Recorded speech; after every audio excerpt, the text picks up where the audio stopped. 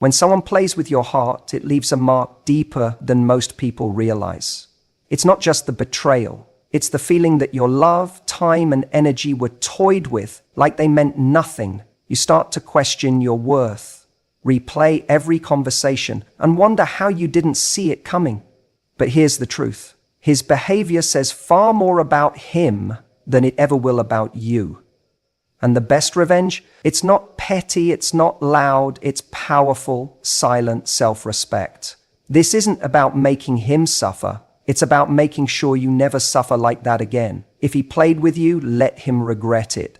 Not through drama, but through your transformation. Because nothing stings more than realizing the person you once took for granted became completely untouchable. When someone plays with your emotions, sending mixed signals, offering crumbs of affection, making promises they never intended to keep, the most powerful thing you can do is cut the cord. That means removing their access to you, emotionally, physically, digitally. This is not about being dramatic. It's not about proving a point. It's about reclaiming your self-respect and choosing peace over chaos. The moment you decide that this person no longer deserves a front row seat in your life, you stop feeding the dynamic that gave him control in the first place. People who play with others usually do so because they've learned they can get away with it. They rely on your hope, your forgiveness, and your desire to see the good in them. They know exactly what to say to reel you back in the moment you pull away. They live off that power. And the more they sense you still care, still wait for their messages, still stalk their social media, still respond when they reach out, the more they keep the game going. They don't have to be consistent because your attention has become so predictable. That's why the moment you go silent, truly silent, they start to notice. Because you're no longer participating in the emotional tug-of-war. Cutting the cord doesn't mean you don't care. It means you care enough about yourself to stop allowing someone to emotionally manipulate you. It means recognizing that love should never feel like a game of control or confusion. You stop giving him space in your mind. Stop rehearsing imaginary conversations and stop reacting to his breadcrumbs. You stop answering texts that come in at 11 p.m. and you stop keeping the door cracked open for what if. The closure you're looking for doesn't come from him changing, it comes from you refusing to engage. When you remove access, you force the other person to feel the absence of your energy. And make no mistake, your energy is powerful. He may not have respected it when he had it, but he'll feel the void when it's gone. And not because you told him to, not because you made a dramatic exit, but because you quietly left the stage. That's when regret starts to brew, not when you beg or plead or explain, but when you vanish. It creates space for him to realize what he's lost without you needing to orchestrate it. You're not doing this for revenge. You're doing this because your peace matters more than his attention. Every time you choose not to reply, not to watch his stories, not to fall back into old habits, you reinforce your own value. You prove to yourself that you don't need validation from someone who failed to value you in the first place. And with every boundary you enforce, you strengthen your emotional immune system. You start to see things clearly, not through the lens of potential, but through the reality of behavior. This is how you begin the healing process, not by hoping he changes, but by changing how you show up, by refusing to be an option, by being unavailable for games, by showing up for yourself in the ways he never could. And ironically, the more you pull back, the more magnetic you become, not because you're trying to be, but because someone who respects herself becomes impossible to ignore. He may regret what he lost, but by then, you'll be too far gone to care. After someone has played with your emotions, your first instinct might be to show them what they missed out on, to post pictures of your best self online, to seem happy and unbothered, to make it look like you're thriving just to trigger a reaction. But here's the truth. Real evolution doesn't happen in front of an audience. It happens in silence, in solitude, in the quiet moments where no one is watching. The most powerful transformation you'll ever make won't be for him, it will be for you. Upgrading in private is the opposite of trying to make someone regret losing you by performing happiness. You're not trying to prove that you're over it. You are over it. And that shift is everything. When you evolve in silence, your motivation changes. You stop acting from pain and start building from purpose. Your glow up isn't a revenge plan. it's a healing plan. You're no longer chasing validation, likes, or attention. You're investing in peace, clarity, and a future that has nothing to do with him. When you move quietly, you protect your process. No one needs to know how many nights you cried, how hard you've been working, or how many times you had to drag yourself out of bed just to show up for yourself. It's none of their business, because your progress isn't for public consumption, it's sacred. And the less people know, the stronger you become. You're not distracted by reactions or applause. You're fully in your lane, focused on becoming the version of yourself that you admire. And while you're doing that, while you're evolving, healing, learning, creating, and growing, something powerful starts to happen. You begin to outgrow the version of yourself who tolerated someone who didn't treat you right. You begin to see just how much you were shrinking in that relationship just to keep the peace or keep his attention. And when you realize that, regret stops being the goal. The goal becomes freedom, self-mastery, wholeness. You become so committed to your new standard that the idea of going back to someone who mishandled you feels ridiculous. Here's the ironic part. When you evolve in silence, the change becomes undeniable. You don't need to say a word. You don't need to show off or send signals. One day, if he happens to look back, he won't recognize the woman he once had access to. He won't be able to trace the steps of your growth because you didn't leave breadcrumbs. You just vanished and re-emerged as a woman who would never entertain his kind of behavior again. That's not revenge, that's power. This kind of growth doesn't come from pretending to be okay. It comes from facing your pain head on, deciding that the cycle ends with you, and making daily choices that align with who you really are, not who you had to become to be loved by someone emotionally unavailable. You don't wait to be seen anymore. You see yourself. You acknowledge your effort, your resilience, your heart, and the more you do that, the less room there is for anyone who does. So while he's waiting for you to break, to reach out, to play the same old game, you're becoming someone unrecognizable to that version of your past. Someone grounded, whole, and emotionally unavailable to dysfunction. That's the part he'll regret, not just that he lost you, but that he never even took the time to know the woman you were becoming. And by the time he notices, he won't even know where to find her. There's a moment after the heartbreak, after the silence, after the long nights of overthinking, when you realize you were starving for attention from someone who was never truly present with you. And in that moment, you see it clearly. What you craved wasn't love. It was the illusion of being seen. He gave you just enough to keep you hoping, but never enough to truly feel secure. It wasn't affection, it was distraction. And now you get to change the game, not by chasing more attention, but by choosing intention in every area of your life. Attention feels good in the short term. It's the late night text that says, I miss you. It's the Instagram like 2 weeks after he disappeared. It's the phone call out of nowhere just when you were starting to move on. But attention doesn't equal effort. It doesn't equal investment, and it definitely doesn't equal love.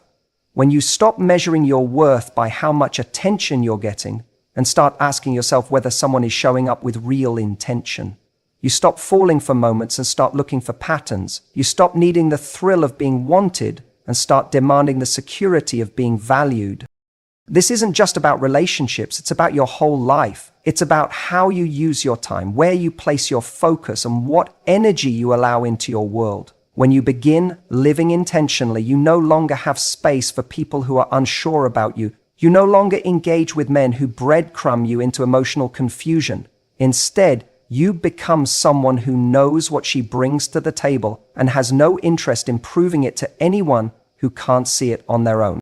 Replacing attention with intention means being radically honest with yourself. You start asking, why am I drawn to this person? Is it because they make you feel safe and seen? Or because they're unpredictable and you confuse anxiety with passion? You begin to understand the difference between someone liking you and someone who's ready to build with you. The former might give you butterflies, the latter gives you peace. When you live intentionally, you stop performing. You stop trying to be the cool girl who's unbothered by inconsistent behavior. You stop laughing off red flags because you're scared of seeming too emotional. You embrace your standards. You get clear about what you want, not just from a partner, but from life. And because you're no longer willing to negotiate your values just to feel chosen, you naturally repel anyone who isn't serious.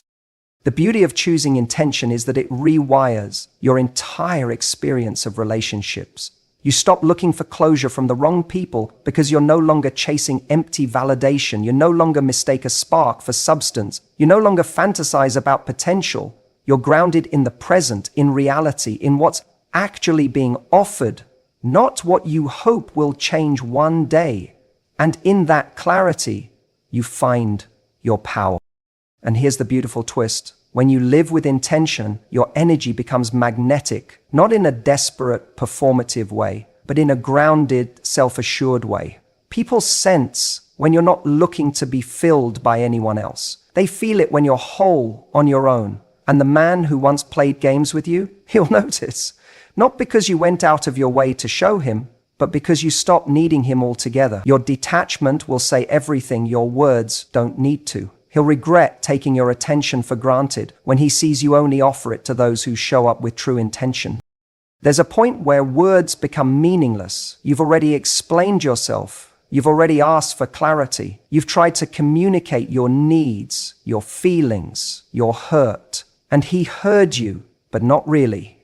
He listened just enough to respond, not enough to change. That's when you realize the most powerful statement you'll ever make isn't with your voice, it's with your absence. Stop trying to make him understand. You don't need to keep justifying your pain, your decisions, or your standards to someone who wasn't willing to meet them in the first place. If he didn't take you seriously when you were present, he doesn't deserve the privilege of your words when you're gone. There's a kind of dignity that comes from silence. Not cold, punishing silence, but firm, calm, detached. It's the silence that says you had my attention, you had my care, you lost it. And that silence echoes in a way words never could. When you keep explaining, what you're really doing is trying to give him a chance to change the story. You're hoping that if you just phrase it differently, he'll finally get it. But someone who didn't respect your words the first 10 times isn't going to suddenly transform on the 11th. The truth is, if he was capable of stepping up in the ways you needed, he would have already. And your willingness to keep explaining only teaches him that he can disrespect your boundaries and still get access to your heart. Letting your absence speak is an act of emotional discipline. It means resisting the urge to send that final message. It means deleting the paragraph you wrote at 2 a.m., trying to explain why you're walking away. It means trusting that if someone doesn't value your presence, they're not going to learn to value it through another explanation. They're going to feel it when it's gone. You don't need to be cruel. You don't need to be passive-aggressive. You just need to be done. And here's the shift. You stop seeking understanding from him and start seeking peace for yourself. You turn that energy inward, you journal it, you process it, you talk to people who actually care to understand you. And in doing so, you begin to realize how much power you gave to someone who wasn't equipped to hold it. You start to forgive yourself, not for loving him, but for expecting more than he could give. And from that forgiveness, you step into clarity. You stop needing him to acknowledge your pain because you acknowledge it. And that's enough. The moment you stop trying to teach someone how to treat you is the moment you reclaim your time, your energy, and your worth. It's not your job to raise him emotionally. It's not your responsibility to keep explaining what respect looks like. If he truly cared, he would have already asked himself what he could do better. And if he didn't, your silence becomes the answer. Your absence becomes the consequence. And eventually that absence will register. Maybe not today, maybe not next week, but one day, when the noise in his life quiets down, he'll notice the space you used to fill. He'll reach for the comfort of your words and find only silence. He'll want the access he used to take for granted and realize it's gone. And by then, it won't be about whether or not he regrets it. It'll be about the fact that you're no longer the woman who waits to be understood. You're the woman who understands herself. And that's the version of you he'll never get back. It's so easy to get stuck in nostalgia, to lie in bed and replay the highlights reel of your relationship. That one weekend where things felt perfect, that night he looked at you like you were the only person in the room, those texts that made your heart race. Your brain will do everything it can to protect your heart from pain, even if that means painting over the red flags with rose-colored memories. But here's the hard truth. The version of the relationship you're clinging to might have only existed in your hopes, not in the reality of how he treated you. Romanticizing the past is like rereading the same chapter in a book you've already outgrown. You know how it ends, and deep down you know it wasn't a happy ending. But because you're afraid of the unknown, you keep going back to what's familiar. You keep telling yourself that maybe it wasn't that bad. Maybe if you just said something differently or been more patient or less emotional, things would have turned out better. That line of thinking doesn't just trap you in the past, it makes you doubt your own truth. But what if you took all of that energy, the daydreaming, the what ifs, the analyzing, and poured it into building the life you actually want? What if, instead of romanticizing the person who couldn't show up for you, you started romanticizing your future? Not some fantasy version of him, but a future where you're deeply respected, emotionally safe, and fully expressed. A future where you wake up next to someone who brings you peace, not anxiety. Where you don't have to guess how they feel. Where your softness is met with strength, not silence. When you shift your focus to your future, something powerful happens. You stop asking, why didn't he love me enough? And start asking, why did I accept less than I deserved? You stop obsessing over the version of yourself that was trying so hard to be enough for someone else, and you start becoming the version of yourself that doesn't need to beg for love. You begin to imagine what it would feel like to be adored, not tolerated, not almost chosen, but seen and celebrated for exactly who you are. Romanticizing your future also means romanticizing the journey that gets you there, the healing, the glow up, the rediscovery of who you are outside of that relationship. It's not always glamorous. Some days it will feel like 2 steps forward and 5 steps back. But every small decision you make, every boundary you enforce, every time you choose not to reach out, every time you invest in yourself, is a vote for the future you're building. And that version of you, she's not mourning a man who couldn't meet her needs. She's thriving because she finally decided to meet her own.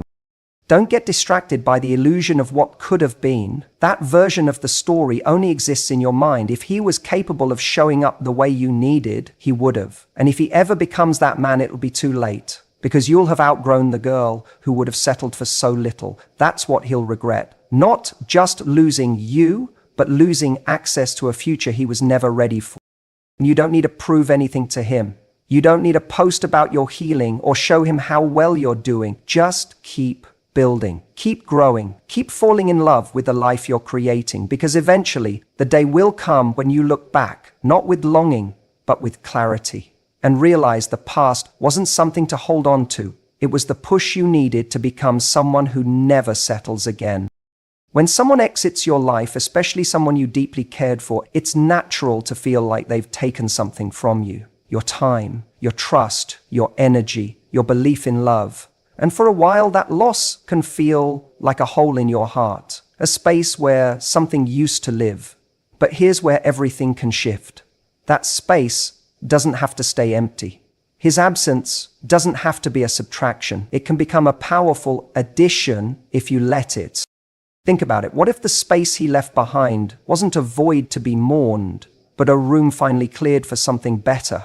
What if, instead of obsessing over what he took, you started asking yourself what he made room for? His absence, painful as it is, creates a powerful invitation for self-discovery, for expansion, for growth that wouldn't have happened if he'd stayed. Sometimes someone walking away is the universe removing what was never solid, never aligned, never meant to stay past the lesson. You get to decide what his absence means. Does it mean you're not lovable? Or does it mean you're being redirected to something higher, something healthier? Does it mean you weren't enough? Or does it mean he was never capable of receiving the depth of love you are offering? The narrative you choose determines how you heal. If you see his departure as a rejection of your worth, you stay stuck. But if you see it as a redirection to your next chapter, you step into power. There's a version of you that doesn't just survive his absence, but uses it. A version that stops checking his feed, stops rereading old messages, and starts asking better questions. What have I learned about myself from this? What standards am I never compromising again? What parts of me did I ignore just to keep him comfortable? That version of you doesn't look at the end as a failure. She sees it as a clearing, a detox, a reset. She uses the pain to refine her focus, to level up, to become unavailable to anyone who shows up half-hearted.